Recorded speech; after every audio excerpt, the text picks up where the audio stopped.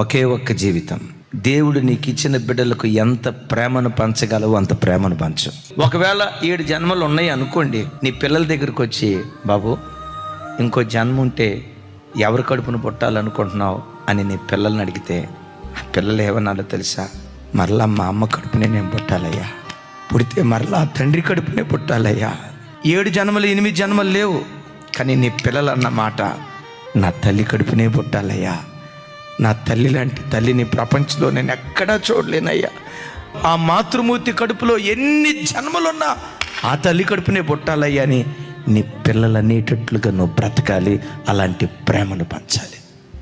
మా అమ్మ నాన్న మాకు ఆస్తిపాస్తులు సంపాదించి పెట్టలేకపోయినా ప్రేమగా బ్రతికే జీవితాన్ని వరంగా మాకు ఇచ్చారయ్యా.